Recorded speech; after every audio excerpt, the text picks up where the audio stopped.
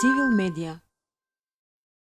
Прашање од Виолета Ѓорѓиевска, како иден командант на одбраната на државата, за чиј Cyber Defense систем ќе се залага да се воспостави во областа на Cyber Security и ИКТ реформите на НАТО или на Европската унија. И во рамки на НАТО, последниве 5-5,5 години сајбер безбедноста е поставена на врвот.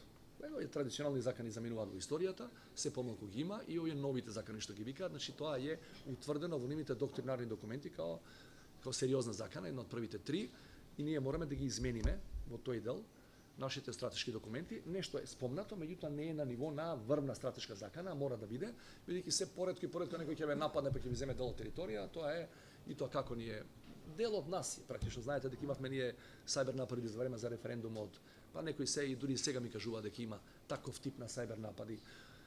Или феноменот фейк ньюс, ние мораме се спремаме за такви закани и во рамки на НАТО секако ќе мораме заедно со останатите 29 членки да мислиме нешто околу колективната одбрана од такви закани. Civil Media.